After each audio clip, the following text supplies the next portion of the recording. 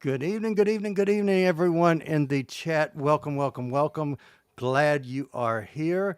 We are about to get started. I want to go ahead and say hello to Lei Jen, Nicole, and Win Grace, Connor Medlin. Thank you all for being in the chat.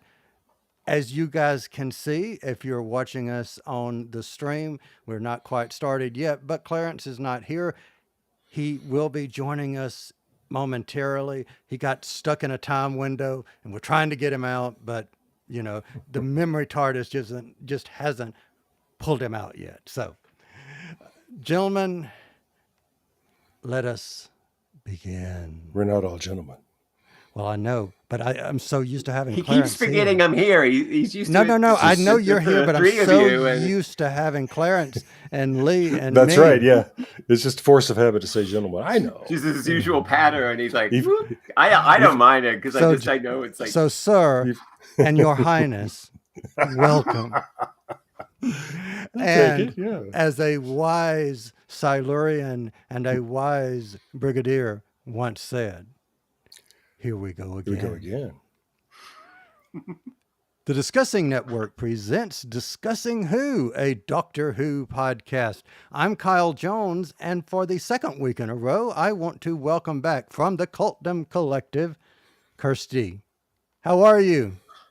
I am very good. For those of you who don't know, I'm about to talk about somebody you don't know.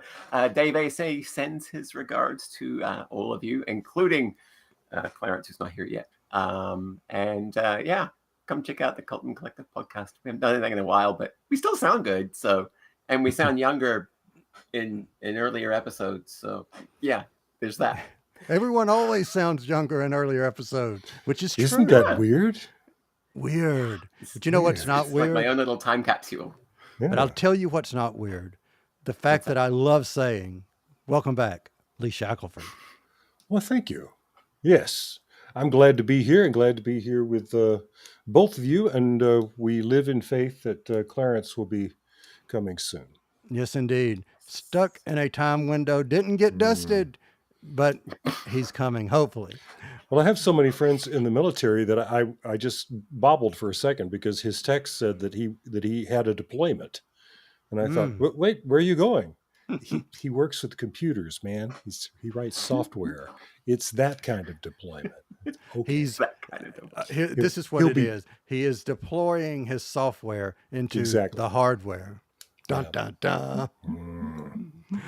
So it's awesome seeing our friend Tasha from After the Snap Movies and TV in the chat, because when I was watching this episode, and I know we'll get into it, I actually thought about her in the opening scenes, because to me it was all about a snap.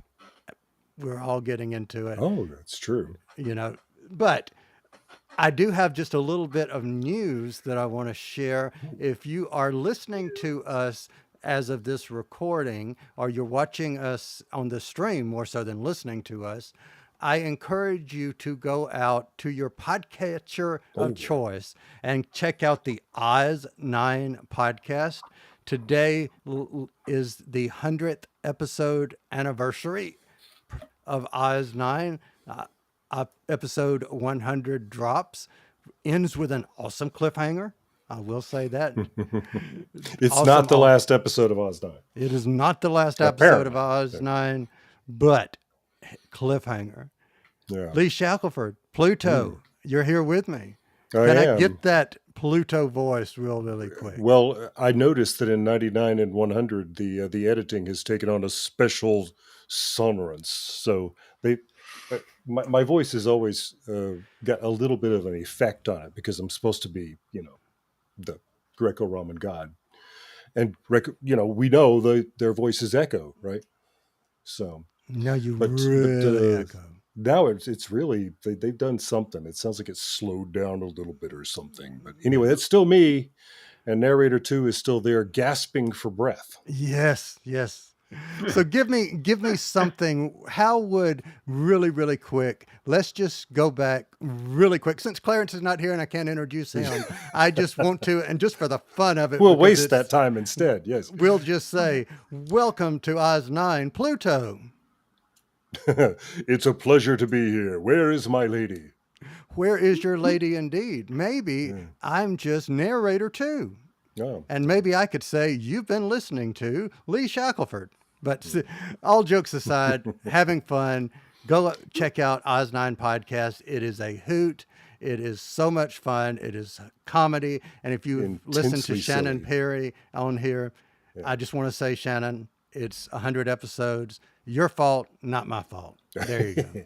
And for people who are watching this, you did this art. This is right. This is sort of based on Lucas Elliott's Well, it's art, actually or kind some of a of mashup Lucas Elliott's Yeah. design from the comic. And Oh yeah. I blew up one of the panels from the comic Gotcha. and did the 100 episode, dropped in Olivia, and I Nice. made it look like she was holding a little She's blowing a confetti horn. thing. Yeah. So, but yes, go check out Oz9. Tell them Discussing Who sent you. And yes, woohoo. That's right. All right. So do Links either- links to Colton Collective and Oz9 in the show notes. Indeed, indeed. Okay. So, do either of you have any other things before we get into our review? Feel like we got to do it.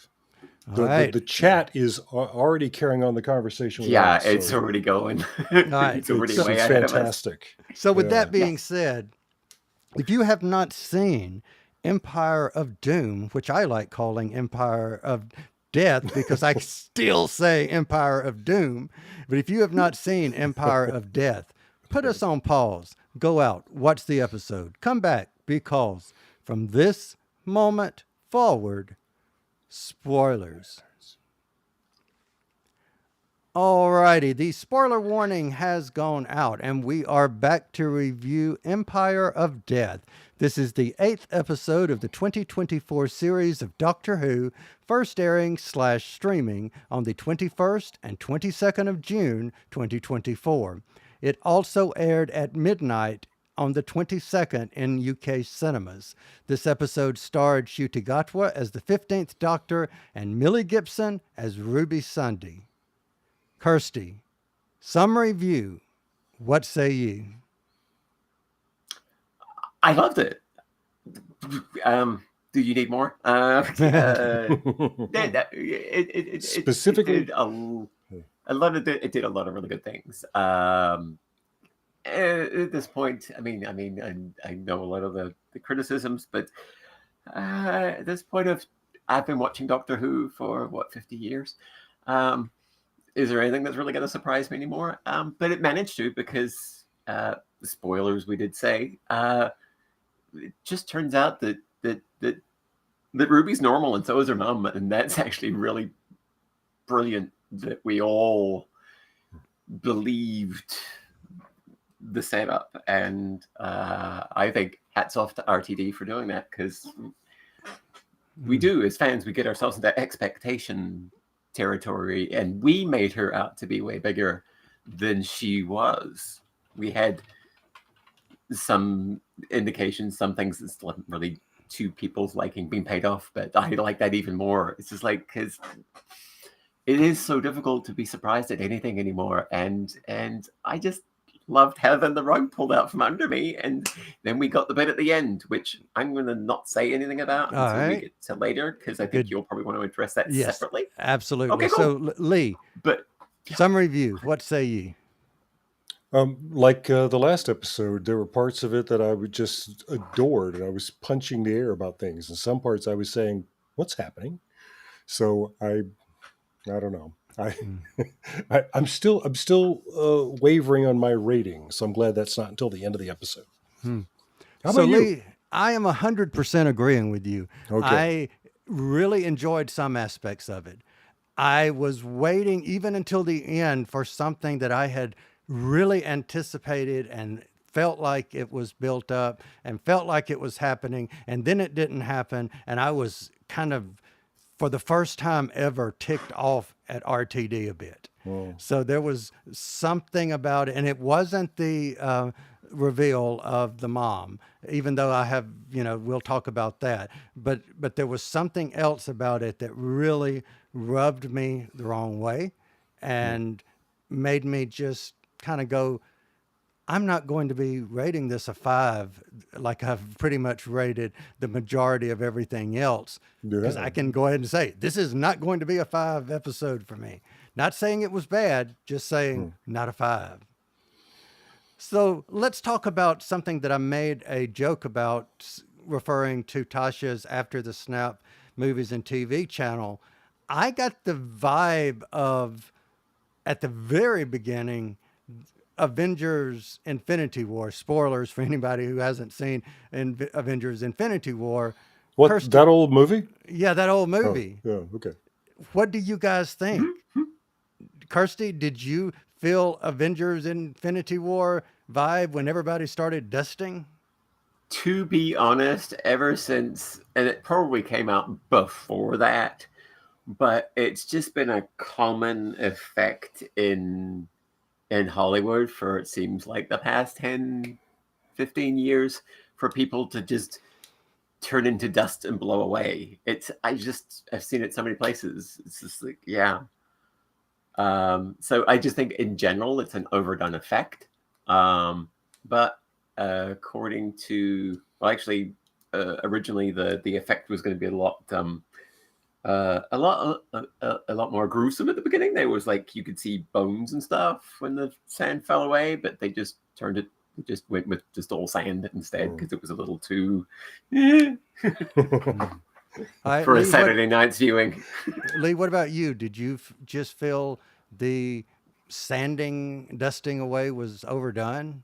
Um, or has it been overdone? And so this is just one more thing because, as Janet Ballard Hall is pointing out here too, they did that in The Mummy as well. So it's not Mm. just Avengers, but we've kind of seen that effect a lot. And I yeah, I'm sure there are options, and you could do something that was a lot more frightening. And yeah, I can see why they opted against that. But yeah, so I wondered if it isn't sort of a joke, if it isn't sort of the show kind of nudging us in the ribs and saying, "Look, like like in Avengers." Yeah, Mm. I know. I, You know, my complaint with it, or my only gripe with it, is the people that you see dying are dusting mhm, away, you know, are not dying and dusting away. You that's true. know that every single person, from Rose to, uh, you know, Colonel, what's his name, Yeah, to Kate Stewart, mhm. going away. You And know, Carla and Cherry, yeah, yeah, Right. right. you know, all of those. But the simple fact that you see them dusting away at the very beginning knows there's going to be a reset button at some point, without a Well, and doubt. then and again, that was true in Avengers too. I didn't think for a second we're killing out those characters for Right. good. I read the comics. I know how many times Reed Richards has died. You know, Right. it's not permanent. I guess at this point, is it a fair criticism of a show that continually does this anyway? Well, That that's is, Because true. we know You that the keep killing Doctor off the will title not character. die. mm, Yeah, I mean, how many it's times true. has he been aged up to almost ancientness and then revived? And Yeah, point just, taken. Point good taken. point. you But know. what's the best point is the time window, the memory, our own memory TARDIS has manifested Clarence Brown. It's just the way I remembered it. Indeed. Hey guys, how Welcome. y'all doing? Glad to be here. Glad to be here. Glad to have you. How are you?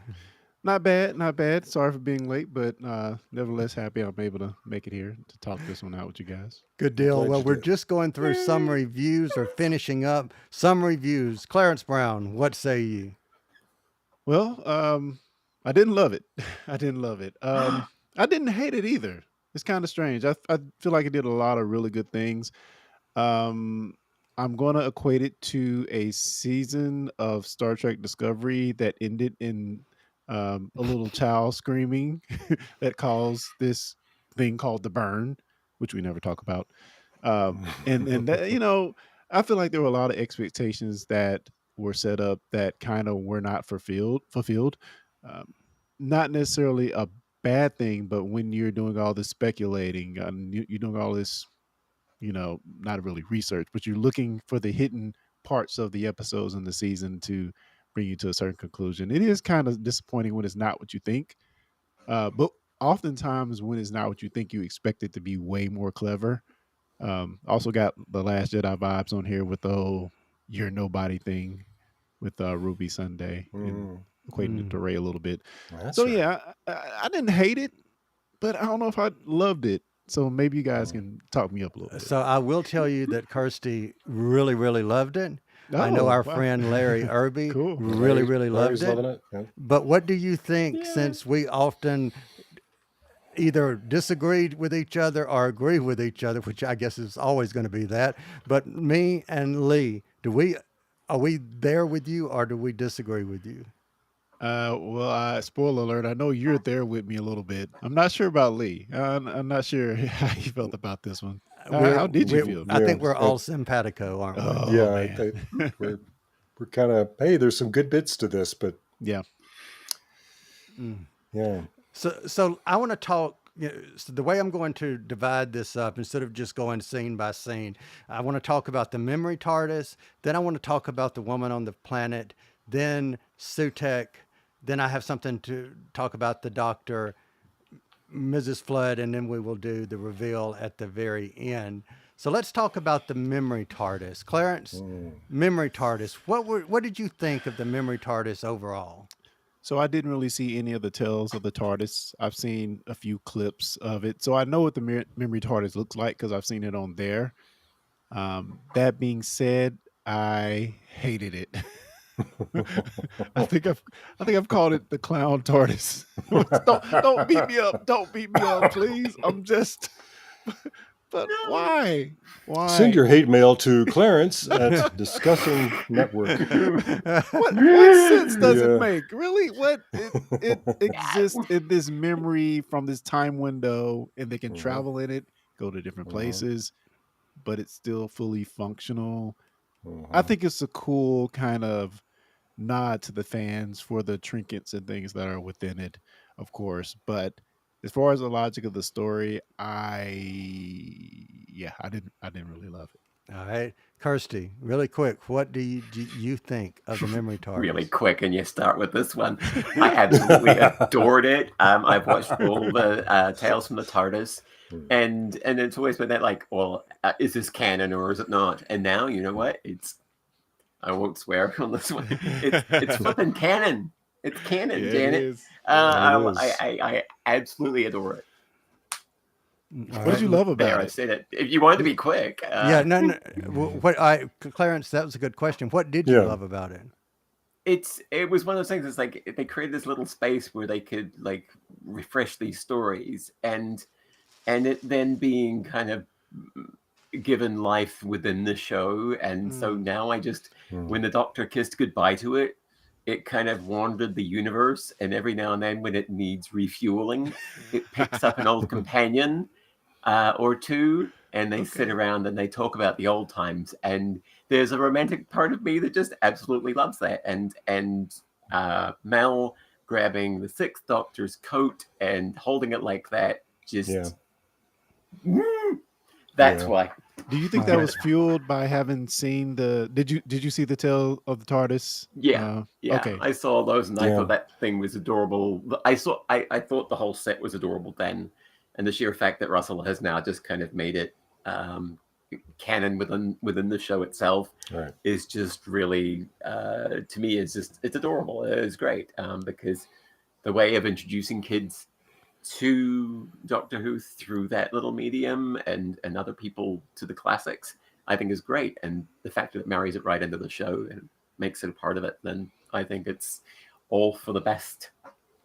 All right, Lee, what do you think? What did you think of the memory TARDIS? I'm torn. I did think it was adorable, and I love that moment of Mel and the Sixth Doctor's coat and things like that. But I am more of a harder SF person, and so I'm always going to have this problem with science fantasy, like Doctor Who. We might as well call it what it is. I mean, because I'm saying that TARDIS can't fly; it's not connected to the Eye of Harmony. I want things to operate by the rules that we've been taught. So well, it remembers the Eye of Harmony. No, that's bull. Come on, it's I'm just. even though this is an outrageously fantastic universe that this show takes place in, I still feel like there are times when we cross the line, and I just want to say, oh, now that's just silly. You don't make a TARDIS by hitting a TARDIS with a hammer. That's not how TARDIS. I don't know how TARDISes are made, but that's not it. I know that's not how it is. So I've seen plenty of doctors hitting TARDISes with hammers. yeah, and you didn't get another TARDIS. And you didn't get another TARDIS. Well, I'm going to bring Well, up. they were hitting it on the inside. I should that's say. true. They were Right, hitting exactly. the console. That is true. So for me, How many were popping out when David Tennant was hitting it? that is true. Bam. So for me, bamming out the bottom.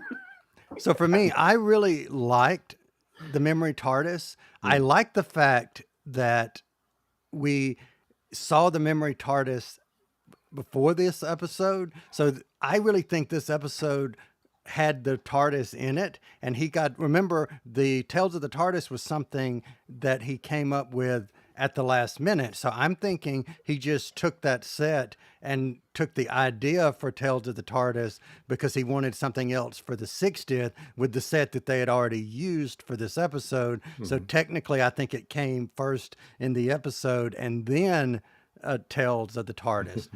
But that being said, what I didn't like about it, I didn't mind the old nods, and I didn't question, how did it fly, even though that does totally make sense.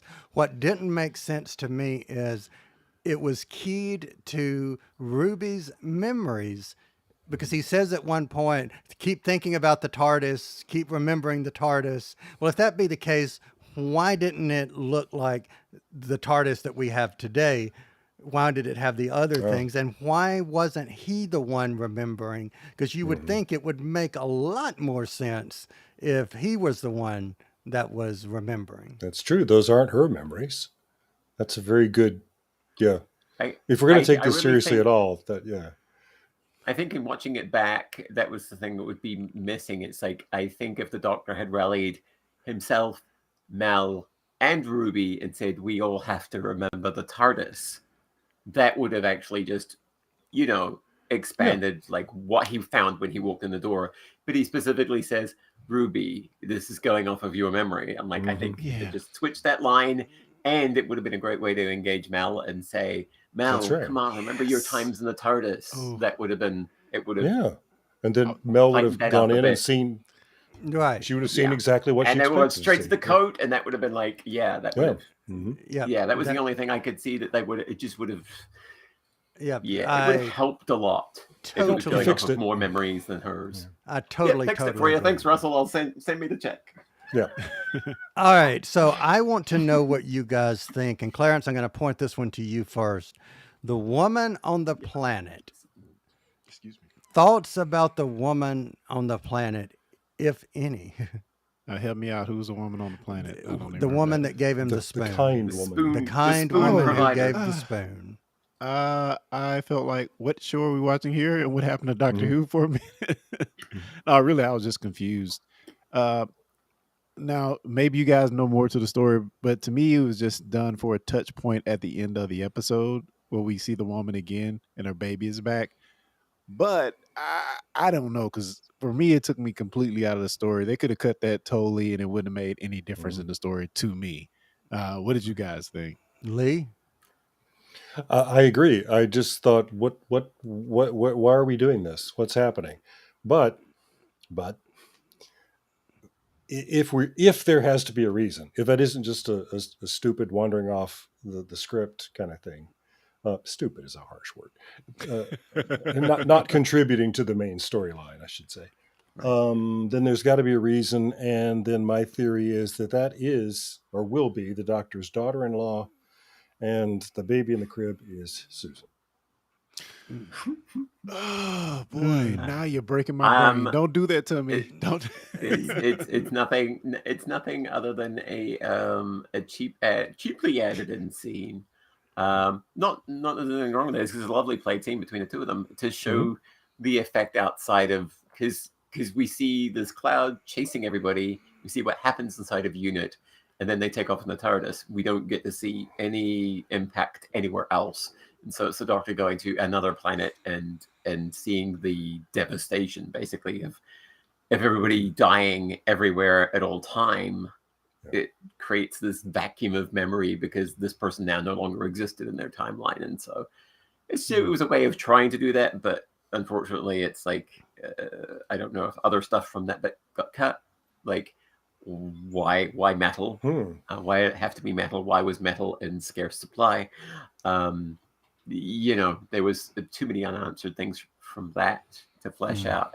But it was a lovely played and touching scene, especially when she's like, "Oh my goodness, I think I forgot that my daughter died." And it was just like, it was so very sad. And I'm just like, because it's like, she just forgot now about her daughter because her daughter died. It's kind of. Well, I agree totally with Lee. I think that this was intentional. I hope this is intentional, because otherwise I think it was a missed opportunity or a why waste our time kind of thing, kind of like what Clarence said. But this was the scene that literally just started making me start not liking this episode, because the way RTD and the official Doctor Who podcast the week before on YouTube is playing it up. He says, and a kind woman on a distant planet is holding with something vital. And the way he said that made the hair on my arm stand up, thinking, Susan, we're going to see Susan, not a clip of Susan, but Susan. And then whenever I see this woman, whether that baby was Susan or not, or that's his daughter, or that's his daughter-in-law, or whoever, it was like, really? Come on. That was my thought. In the chat, several people have used the expression "pull the rug out from under us." And I think that's a fair criticism. I still enjoyed this, but it does feel like a lot of this season was about RTD saying, "Wait for it, it's coming," and just kidding. Okay, and I can see what people are saying. I don't care for that. I feel like I'm being made fun of a little bit. All right, so let me go ahead then and pose one of the questions that I had about the reveal, which is, does this present a conundrum for RTD in that we no longer trust in the hints? Will we be less likely to speculate who Mrs. Flood is, because now we're burned, no pun intended, by this? That's a Discovery joke. Yeah. Yeah, I'm seeing that in the chat here too. People saying, you know what? The whole thing about Mrs. Flood, I got to the end and I realized I don't care anymore. I really don't care. Yeah. If you're going to keep doing that to us, I'm like, oh, cool. There's another little mystery still that we've got going on. I think that's a good spirit. I think. And I'm, Lord knows, I'm one of the people that's, left, right, and center down the aisle of trying to be positive. Thank goodness it's not Chibnall. I got to at least be honest and say I wasn't that positive there. But again, is this a conundrum? Do we trust? Kirsty, I believe you're saying you do still trust in whatever spoilers might be happening, right? Yeah, I mean, the thing is like I said, having the rug pulled out from under me is a good thing. When it comes to TV, I am always trying to guess what's going on. I'm very annoying to watch TV with, because I'll be like, because I'm trying to figure it out, and to be kind of fooled in a nice way in this one, I'm totally on board, especially because I found RTD to be a little predictable prior, and here he is playing against the predictabilities, if you ask me, and I find that refreshing rather than just going back to the same old pattern. All right, so then before I go to Clarence and Lee, I want to ask you a question. Why did it snow? That's on my list of questions too. Made no sense. Why did so really you had the rug pulled out, but why did it snow? Yeah, if she's perfectly ordinary and so is her mom. Why did it snow? Her birth mother, I may say. So really, because why of did it snow?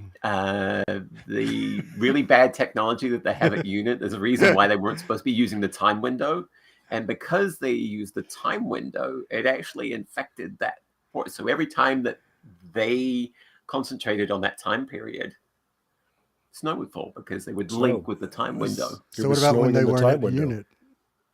No, anywhere in time and space, Space. because she's connected. Yeah, to because the they time were window. linked to that event That's- through the time window because the Mhm. time window is bad time technology. See, It's this not is how good, easy clean it time is. technology that we're playing with. See, not you playing just with- need a I mean- creative. You need a creative Yeah. mind like Kirsty's. This is as simple as it is. Now you've got an explanation, and I Right. buy it. Right. Just See, give me Lee an likes his explanation. explanations. I've been writing fantasy and science fiction for a long time, and I can tell you, this is all you have to do is say, "Here's why that happened." It can be total bull, but it doesn't matter. All right, Clarence Brown, I have a question Relativity for you. compensator. Yeah, Right up there with the snow, yeah. the sign Ruby Road, naming Ruby. Your thoughts point at the sign. Everybody do it. If you think of the actual situation, it makes some sense, but really, and not only the point, but let's look at the rather roguish, I don't know how you explain the clothes the mother was wearing, and I don't even know if the build of the person who's supposed to be the mother looks the same. It just looks like somebody different and wearing these clothes that, okay, obviously you're going to hide yourself if you're leaving the baby on the doorstep. You don't want other people to know who you are. That kind of Yeah. makes some sense. And it's But cold. Yeah. You're just like, I don't know, man. I didn't buy it. And then the pointing to, it seems like they would have been able to figure that out when they were in the time window. But I don't know, man. It just was a lot of a matter of fact type stuff to me with that explanation. So, Lee, pointing at the sign. I have a question about pointing at the sign, but I want to know what you think. That was one of the things that sort of took me out of it. I'm like, well, who besides Death Eaters points like that? If that's just Ruby's real birth mom, then why is she doing that? Yeah, Except to create this Easter egg. I do. Yeah, I didn't buy it. And while I'm the one who's been trying to patch holes and things for RTD, this one was a little bit on the nose for me because it's like in silence, pointing it at a sign doesn't say the child that I just dropped off at that door over there. Mhm. Yeah, that's the name I want to go with. Right. That one there. See her there. I think there's a lot of pointing. And like, tying Exactly. right the into that. baby. I want to call her that. And tying Yeah. right into that is what Janet Hall says. I laughed when that was the explanation. Who was there to see it? She's already dropped the baby at the steps. She's walking away. Her Yes. staring and standing at Ruby Road sign tells no one the name of the baby. And as Nicole is saying in the chat, if you want that to be the name of the baby you're leaving in a basket, put a note in the basket. Yeah. Oh, I don't have a post-it note. Oh, that She is ran out of paper. brilliant. Oh, I don't have a post-it. Yeah. Where I came out here without a pen. And just she- I have swear to. I had it somewhere. Damn And it. she also Um, says she's not sure that a 15-year-old would be so dramatic in a cloak like that. Yeah. Yeah. Maybe she's into Renaissance fair stuff. Yeah. Oh yeah. She's Yeah. Yeah. Just came for the rain the fair. Ruby's totally goth mom who's Yeah. Yeah, and Go ahead, There's- Clarence. And I was just gonna mention you mentioned about subverting Ooh. expectations, which this episode does a lot of. We're calling out all the points on that. It's just unfortunate because don't lead us down this road. At least let's start over. At least let one person's theory be right, as I think Tasha pointed out in our chat over here. I don't think anybody could have guessed this. Maybe some people did, but don't build me up like it's going to be. And I'm going to go back to Ryan Johnson from The Last Jedi. Don't build me up like it's going to be something spectacular and then just just for the sake of subverting expectations, that's what you're doing. Um, and maybe there's more to the story. He did mention in the podcast interview that wait till Christmas, there's more to Ruby's story. So maybe we haven't heard the last of it. We don't know what's going on with the dad. There could be more Mm. things to this that we're just not privy to at this moment. Yeah, and Clarence, I think you have hit it spot on. We're kind of dissecting this and kind of him hawing back and forth, saying we didn't like this or this really wasn't this and this doesn't make any sense. Maybe it doesn't make sense on purpose. Maybe the doctor saying she pointed to the sign was rule number one. The doctor lies. Well, Because and yeah, go ahead, Lee. and as someone had pointed out in the chat too, that was also only happening in the time window. That didn't happen when he visited it in real time. Yeah. So Yeah. True. Well, Ms. Powell said in the chat, the mom pointed because she saw them in the time window. that's what I'm That's saying. why the Yeah. doctor's memory changed. So I Right. think there's a lot. I wonder. I kind of wonder if there was more to the time window that we didn't see. Well, Explanation of time window and why it's bad and whatever. And it just seems like, they kind of glossed over the fact that it's it was interesting. Yeah. the Well, maybe they doctor need to didn't get really out their time condone it, decks and clean their window. right? Yeah, they got some schmutz on there. It keeps Yeah. falling all over the place. So since we're talking about the mom, what were your thoughts? And Kirsty, I'll start with you. The fact that the mom wasn't a supernatural being, wasn't a time lord, wasn't fill in the blank, Mrs. Flood, whomever. Thoughts of mom being ordinary mom. Absolutely loved it. Totally tired of Impossible Girls and River Song's mom traveling with the doctor. They all these ultra important companions, and here we just get a companion who has a very, very important thing for her, which is finding her birth mom, which seems to be this impossible thing, and to get this kind of payoff at the end after the adventure was really cool, especially with that being central to her storyline. We actually get a proper kind of payoff to that, and this we can't ever imagine why we would leave the doctor, right? Mm-hmm. I mean, if you got a chance to travel with the doctor, what would make you want to leave? And I'm like, I find the ending and finding her mom is just perfect. Of like, no, this is so much more important than traveling with the doctor, is to meet my mom and yeah, I had, it made me cry. No, It made nothing me wrong cry. with that. I've cried many a time.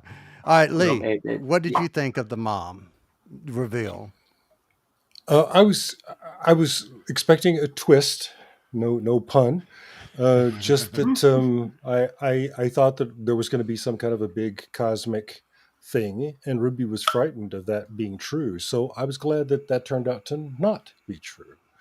And I kind of like that idea. My only fear was that then the doctor was going to say to Ruby's mom, because you are the most important person in the entire universe, because I'd had enough of that before.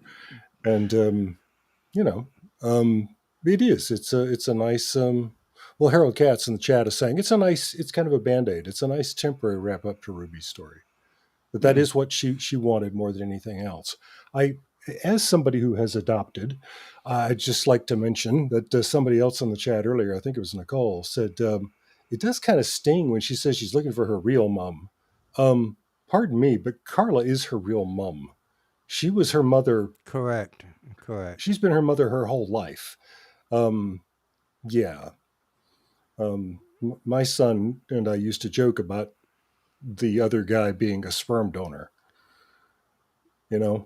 That's because was his. He may have been the father, but you were the dad. I was the dad. Yeah, he's the biological reason you exist. But yeah, my son knows I'm his dad.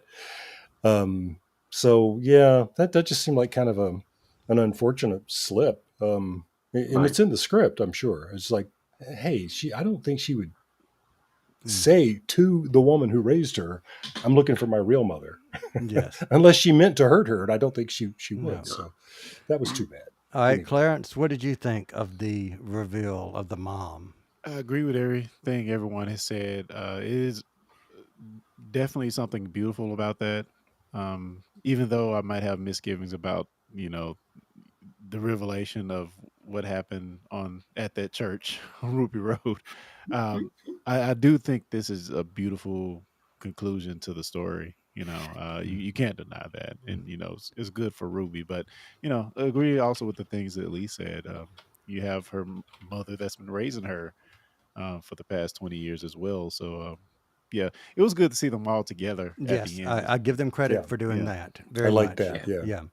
So my thought was, if I were in control of that particular story, maybe what I would have done to adjust it just a little bit is, after he went in the church on Ruby Road, he tries to take her back. Instead of saying, I'm never taking you back, that's one place we can't go. He actually tries to take her back to Ruby Road, can't take her back to Ruby Road simply because it's time locked for some reason. And they spend the season not having this mystery snow and this fantastical memory of seeing this hooded figure, is trying to figure out why we can't go back to Ruby Road to see the mom and then find out at the end who the mom is.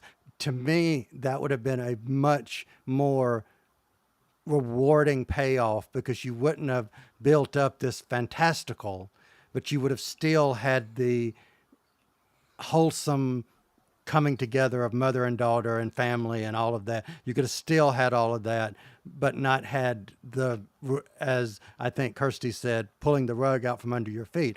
I don't like that. I don't like having the rug pulled out from under my feet. Give me something and pay it off. Give me nothing and don't pay it off either way, but don't pull the rug. I don't like that. Yeah, and it also was a good tie-in to the 73 Yards episode with the DNA blogging of all the citizens. They used that as a key point in the episode, so I thought that was interesting too. Yeah. Although I get And confused on the Roger Ap William timeline, because didn't she stop him from? Did she just stop him from getting the code, from doing the codes, or did she stop him from doing anything in government?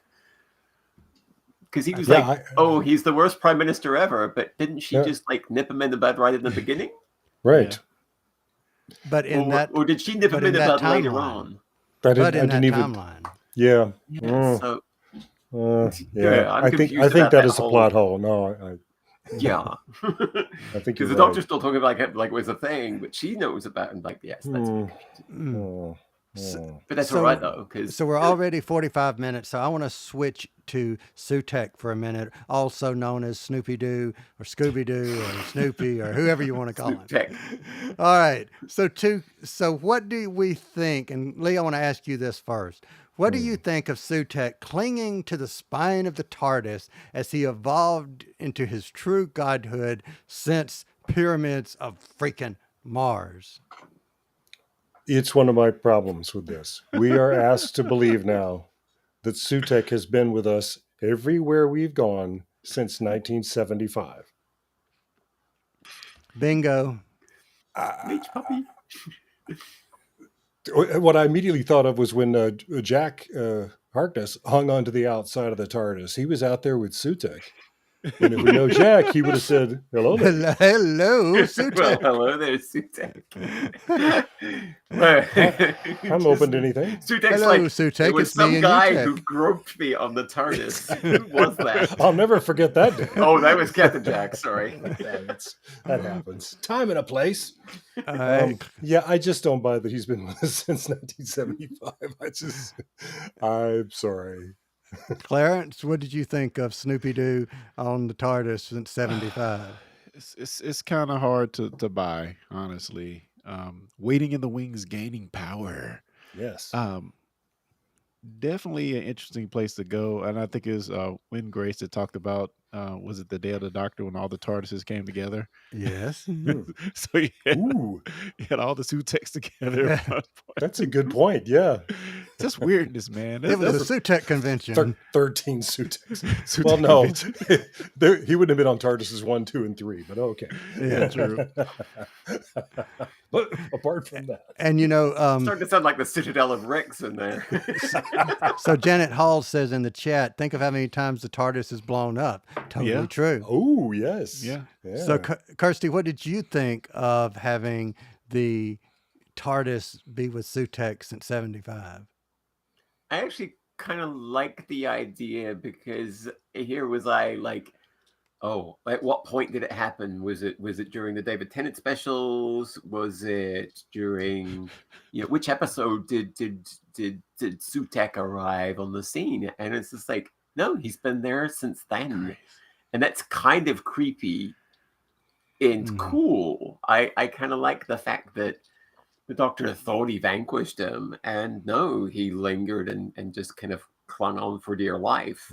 And God knows how long he, had to sit there before he got enough power. But I just like the fact that it wasn't something that we were supposed to have seen in the past, 10 episodes. And that it was actually something from the history of the show.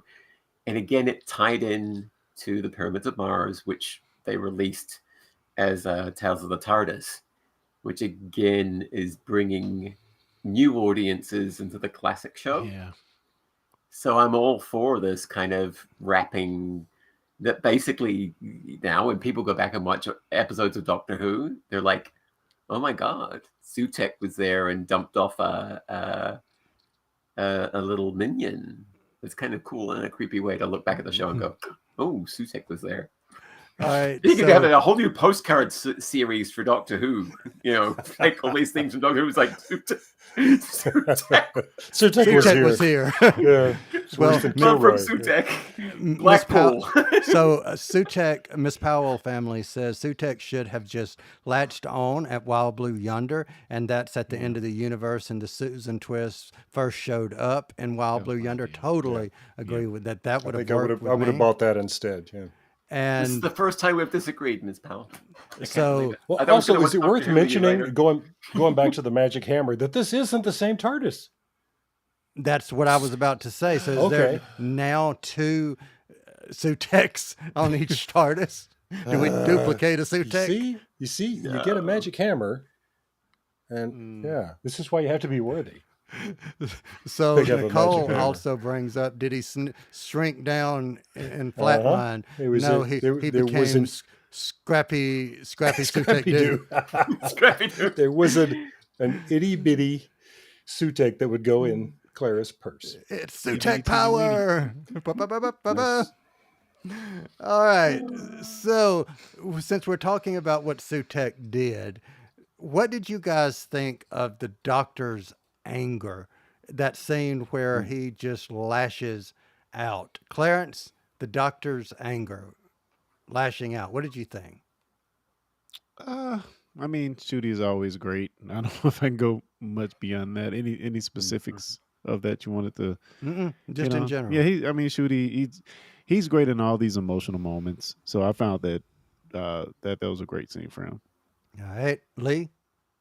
Same thing. Yeah, I'm just saying that's what we've come to expect is when you need to reach down inside yourself and show us, a bare nerve.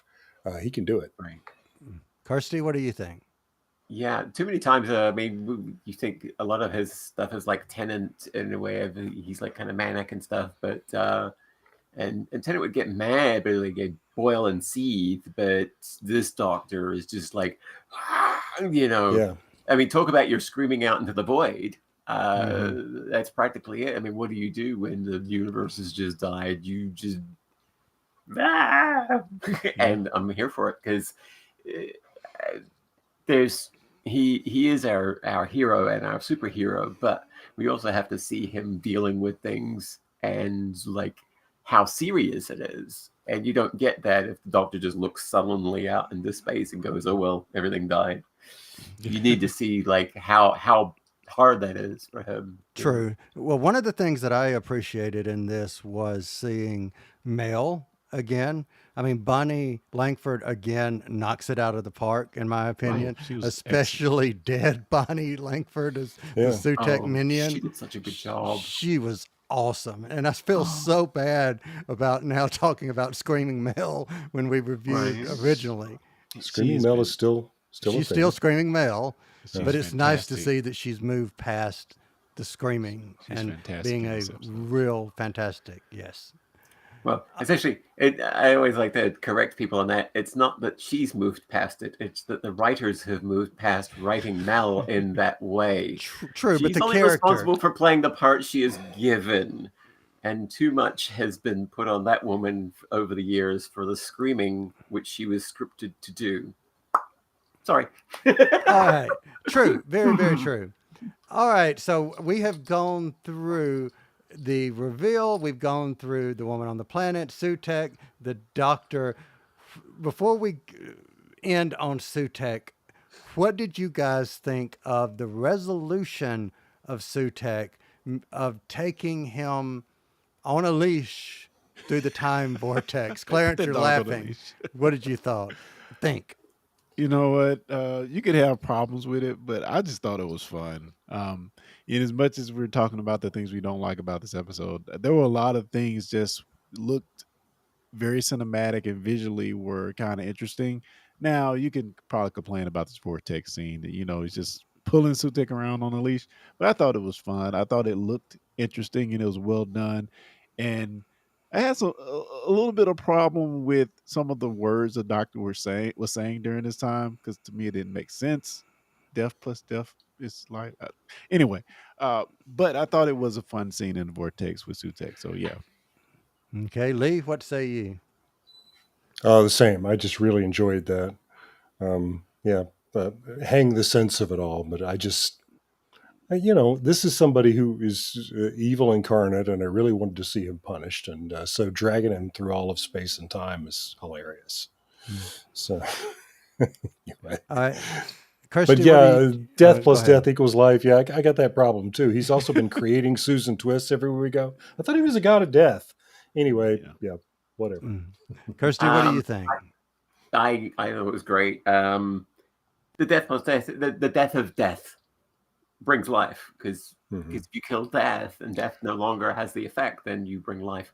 But yeah, I actually love the simplicity of no buttons were pressed, no switches were flicked, no, the doctor falling over controls and everything to fool somebody. They just faked him out as God who was all powerful, and he stopped for a minute to try and figure out something, and she faked him out and they hooked him, and yeah, it was a good doctor. It was the way Tom Baker would have done it. Yeah.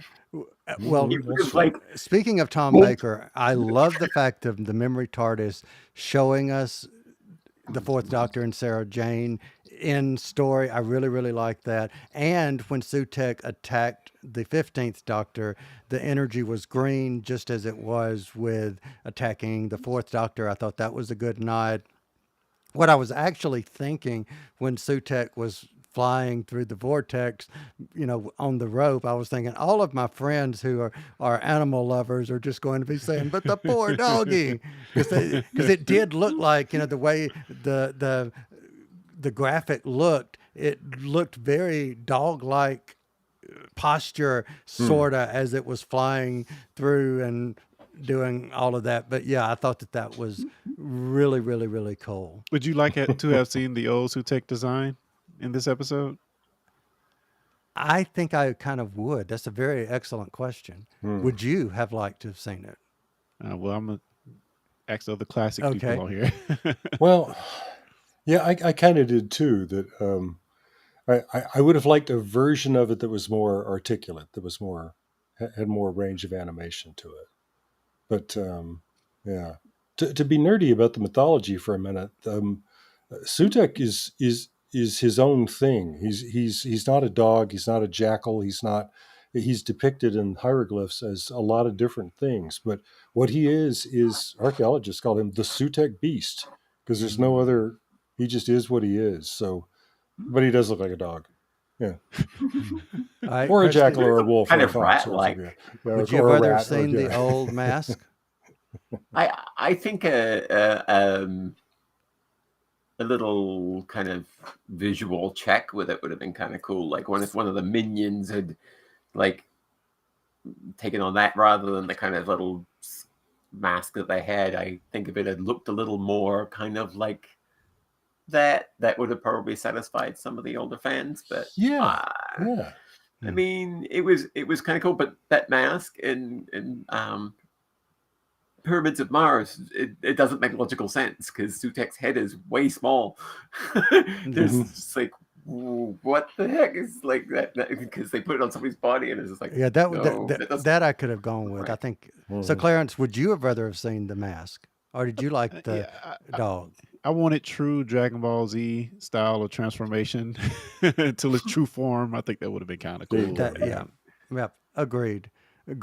So everybody comes back at the end, and the story wraps up. We've already talked about the mom. Did any of you pick up something with Kate when she returned? Did anybody pick up a vibe going on with Kate? The vibe? Can't say I Yes. did. Her and Colonel Ibrahim have this look, Oh, and then they have this holding hands yes, moment. they're at the actually very holding end. hands at the end. Yes. Yes, Yeah. there's not a Colonel twist. Sexy There's a says- hand yeah. holding. Hey, Colonel at the end. Sexy. Yeah. Calm down, Miss Powell. Yes, That is right, yeah. I just thought that was cool. And of course, it seems like the proverbial You line. could just be that happy they're alive again. I mean, Yeah. Well, Yeah. yeah. It's Well, still at the moment. One of the We just things got- that I always enjoy about seeing Kate is that line, I think you could come to work for UNIT. Yeah. She's always recruiting. God, Yeah, she's like yeah.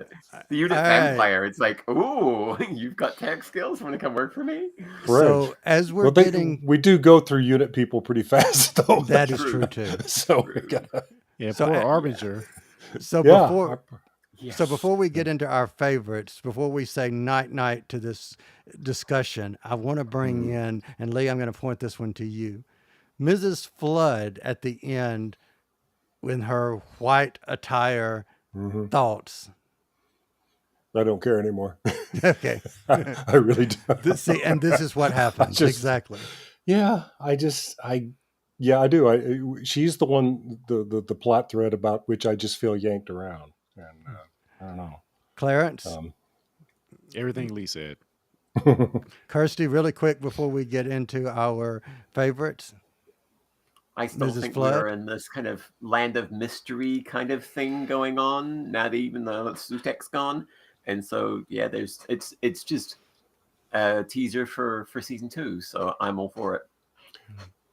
So here's what I'm hoping is I'm really hoping that by the end of season 2, we will get into this idea of, wow, he really surprised us and comes back and answers all the questions. And we can say, oh, RTD, you really were that brilliant. But we said There you that this go. season. As we go through the That was episodes. before he pulled but he didn't quite pull it out as, some other people have. But Yeah. favorite But you're right. scene. There's still time. There's still yeah. time. Favorite But scene. Can I bring up something else before we do favorites? really quick? Absolutely. You can always bring up something else. Thank you. The Vlinks. What exactly does the Vlinks do? Look And- really cool. Is it a Sells machine? toys and it's good for the kids. I don't know.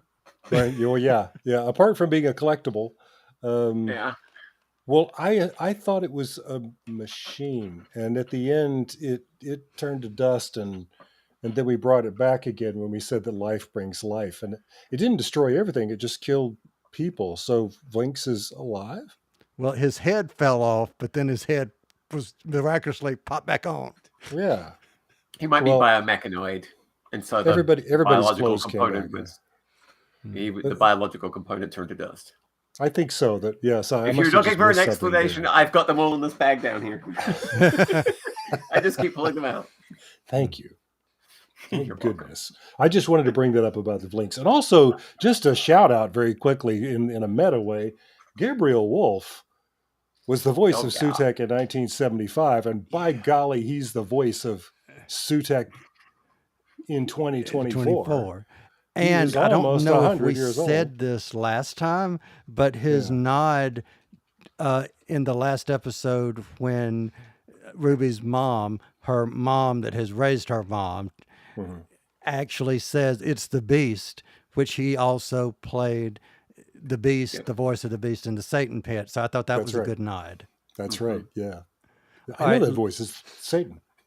Lee, I'm going to stick with you. Okay. Favorite scene? Oh, I just love dragging Sutek through this time vortex. It's with sparks flying off him. That just is funny. I did too. All right, Clarence, favorite scene. I like that one as well, but I'm going to point out when we actually the whistle was blown and the console of the TARDIS shoots out this beam and grabs Sutek and they're off on their way. I thought that was pretty fun. And also, wasn't Ruby dressed a lot like the Doctor's daughter in that scene? Oh, that's a Yeah. good. Yeah, She was that's in a good. fatigues and stuff, and yeah.